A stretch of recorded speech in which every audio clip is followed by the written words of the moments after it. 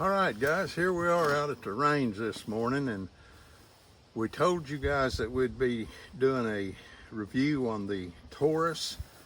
And let me get my glasses out here and we'll take a look at this gun, show you guys what we got.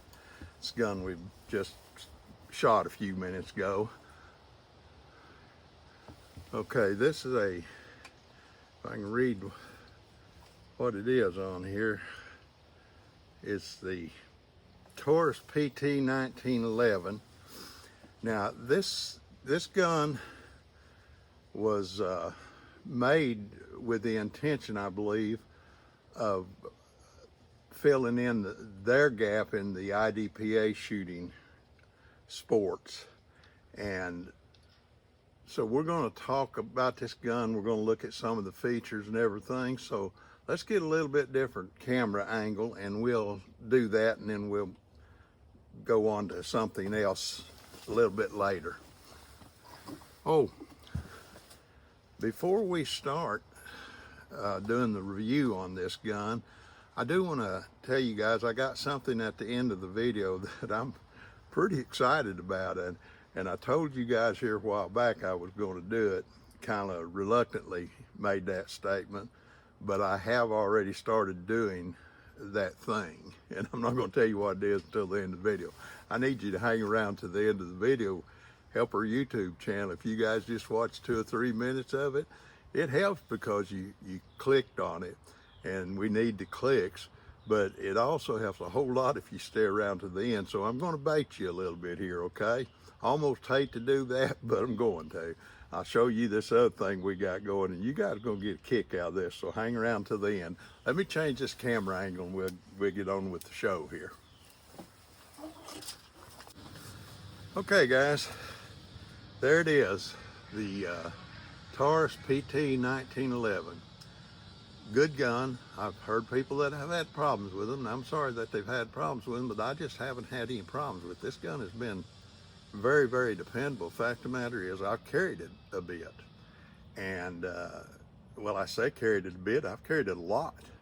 And I've used it a lot, and I've always felt confident that this gun would do anything I wanted to do. I was shooting golden sabers. I don't know if you can see that right there out of it earlier, and we'll show you a little bit of the video there, or we will have shown you some of the video of those golden sabers hitting the bottles full of water. They're pretty impressive. But that's it, guys. That's the Taurus 1911 pistol. Now, okay, so I hope I got this camera right. We're having a lot of trouble with the lighting today, but let me give you a little backstory on this Taurus. When they first came out with this gun, and I don't remember how many years ago it's been a while. I was living out on the West Coast working a job out there, and long and short of the story was they brought this gun out to compete in the IDPA sport. And so I like 1911s, and I wanted to go shoot IDPA just a little bit with those guys. And so this is the first one of these particular Taurus 1911s that was designed for IDPA that came out in our area. And when it hit shelf, I went down there and bought the very first one they got. And I gave top dollar for it. I don't remember what it was, seemed like about $700 back then. But I wanted it, so I bought it anyway, and hoped that it'd be a good gun, and sure enough it was. Now let me quickly say this, because this is important. This gun, as you're looking at it today, is not what it was when I bought it. This gun had a parkerized finish, and I carried it and shot it, and I don't even have any idea how many rounds have been gone through this gun. But this gun, outside of some magazine problems, has been just flawless in its function. It's done really, really well. Now, I've heard some people have had problems with these. I can't speak to that. I can only speak to the one I have here. And I was out on an IDPA range, and people be having trouble with Glocks, which I like Glocks well. But this gun, when the Glocks were jamming up and having to be took apart and fixed out on the range, this gun never did have to be worked on out on the range. It always shot, always did what it's supposed to do. Always hit the target. If you're a good enough shot, you can hold it on target. It does good. Sometimes I falter into being a good enough shot guy. But anyway, let's get on with the review of it. You guys seen me out there shooting it a while ago, and it still shoots good. It's fun to shoot. Now, I got a couple of magazines that are giving me some problems. I'm going to have to sort through that. But long and short of it is, one of the things that I love on a 1911 is a checkered front strap. This had the checkered front strap right out of the box. Got some checkering here. Anything to help you with the purchase on the gun is a good thing. Got checkering right here. So these are all good things. Got the high-rise bump block on the safety there, and I like that real well. Now, I don't remember whether this gun had this extended slide lock and release when I bought it, or if I added that to it. Hard to remember, but anyway, it's got that on there now, and I like it on there. I like that feature on the gun. Skeletonized trigger, shredded a little bit on this trigger, not a whole lot. This trigger has a 5-pound trigger pull. That it came out of the box that way. Has an ambi safety, as you can see right there. Has 3-dot sights. I painted those sights green. I'm getting older. The green's easier for me to pick up. I hope you guys can see that. But has that. The thing has a full length guide rod in it. Some debate on whether that's a good thing or not. It had it in it when I bought it, so I just stayed with it. Now, this gun, by the way, has been safety checked, just so you guys know. We safety check them before we start doing the reviews. Now, let's just go ahead while we're there and look at this trigger. We got the hammer back anyway, so let's just do something here. The take up is almost non-existent on this gun.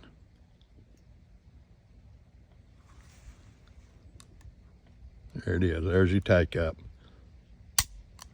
Nice crisp trigger. There's not really a lot that you could do to that trigger right there. It could be cleaned up a little, but it's pretty nice. It's got the original rubber grips on it that it came with.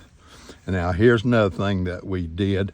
This gun has a little bit of a chamfer down in here, but we put this mag well on there because the older I get, the less I see good, and this just helps me. It helps me get my secondary magazine in there quick, and I like that. So this gun has quite a number of features. Nice beaver tail on it, and features were designed, like I said, for the IDPA style shooting, and I've shot a little with it on IDPA, and it works really, really well. Fact is, this gun has functioned super good. But having said that, now one of the things that we did was we shot it a whole lot. The magazines are getting weak. I'm trying to decide whether I want to change the springs out on those magazines or whether I just want to go ahead and buy some new higher end magazines. We'll see. I'll make up my mind about that. But along with this review, I want to share something with you guys. I haven't tuned this gun ever. It's been pretty much like this the whole time, with the exception of, the addition of the magwell and probably this slide release. But I would like to tune this gun, clean it up. Here a while back, I was doing some powder coating, and this gun just really looked bad, and I needed something to powder coat, so I thought, well, what the heck, I'll just powder coat that gun and see how it holds up.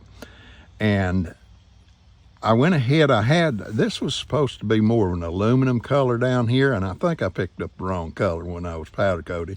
Anyway, I powder coated the slide just in flat black, and then I powder coated this thinking it was going to be more of an aluminum look, and it ended up being a military green.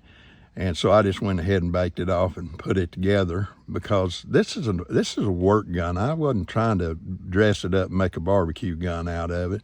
But anyway, we went ahead and redone the finish on it and everything, and it looks decent. I like it. Now, somebody might say, well, does powder coating hold up on those guns? Again, this gun came out parkerized, so the finish didn't hold up on it very good at all. But now that it's powder coating, I run it in a Kydex holster, and I've shot it quite a bit since I've powder coated it. And the powder coat seems to, well, I'm not finding any places where it's chipping or peeling or showing any wear. So I'm going to say that the powder coat holds up good. Now, the one thing you have to watch, don't powder coat the inside of your gun, because it'll have a little bit of buildup. Now, not much, but it'll have enough buildup to affect the function of your gun. So if you powder coat one, just be real careful with it. Now, having said that, I've done the Cerakote and different finishes like that, blued them, and did the regular blue on guns, done niter blue on guns. So we have some experience with bluing and refinishing guns. I will probably powder coat the next work gun that I got, just very simply because it seems to hold up good, it looks good, and that's really all that matters, isn't it, guys? Okay, so here's what we're going to do, guys. We're going to go ahead and move away from this part of the video and just move to the closing of it. But let me say this, and we haven't done it yet, but we're going to lay out a tune-up plan for this gun, and I'll show it to you a little bit later on, not in this video, but in another one. Because this gun has been shot so much without being tuned up and nothing changed in it, we kind of want to tune it up and just make sure that it functions real good. Now, a while ago, I shot some lead point semi-wad cutters that I had reloaded, fairly light loads, but they're fun to shoot. And then I shot some Golden Saber out of it just to make sure it functioned with everything, and it functioned perfectly, with the exception of some magazine problems that I'm having right now. But we'll tune this gun up, and we'll show you guys what we did. It'll take probably a couple of 3 months before we tune it up, because we've got another one in the queue in front of it that we're going to do a tune up on. But that's kind of the story on this gun. So let me change the camera where you guys can see my pretty face, and we'll go ahead and close this thing up.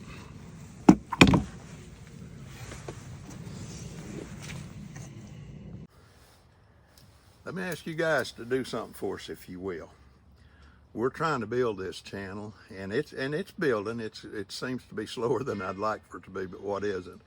And in building it, we need subscribers, we need viewers, we need likes, shares, and if you guys will do those things, hit those buttons for us, it'll help us with the algorithm for YouTube and keep this shooting and gun type videos moving, give people information, and also support the gun community. We got a lot of people that are against us.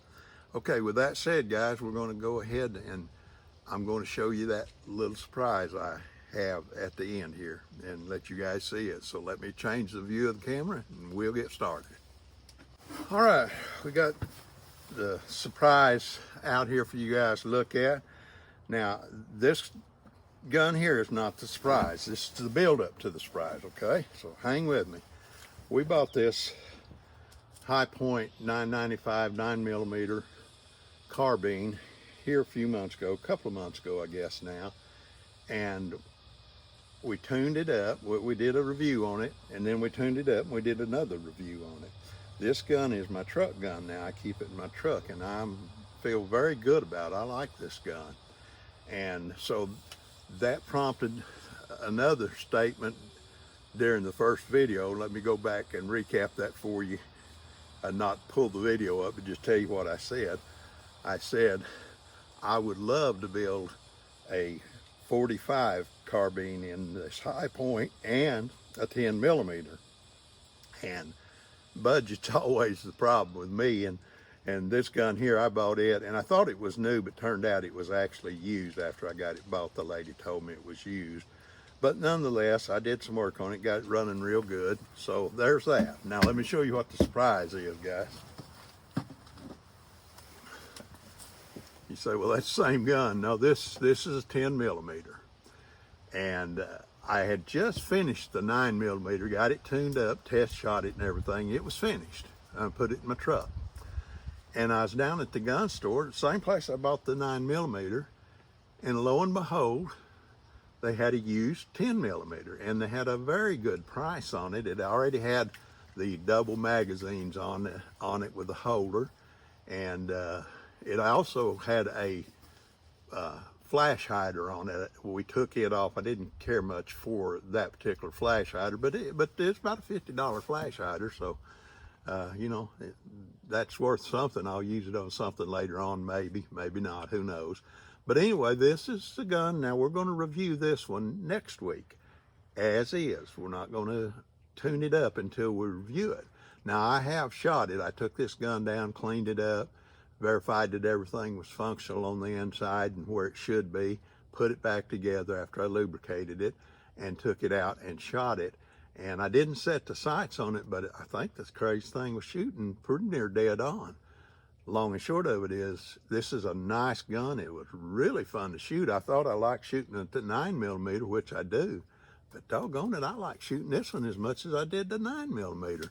And this has got some power behind it. But anyway, we're going to do a review on it next week. That's the surprise that we have it.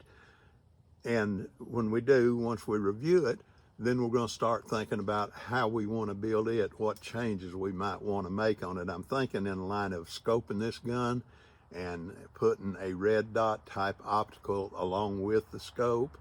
I already have part of that stuff, so I'm going to maybe do that. We haven't decided yet, but we'll talk about that once we get the review done on just the way it is, just in its standard current condition. So having said that, let me see if there's anything that I might have forgotten that I wanted to tell you guys. No, I think everything, I'm pretty much telling you guys everything I want you to know today. So guys, I'll tell you honestly, if you can do what you like doing every day, that's a good day. And I get to do this kind of stuff. I love it. Now, we also do a porch talk. It's more of an inspirational, educational, informational talk that we do just because we like to do that. But anyway, having said all that, we here at the Porch love you. We want the best for you. May God prosper you and keep your family safe. You guys do stay safe out there, and have a good day.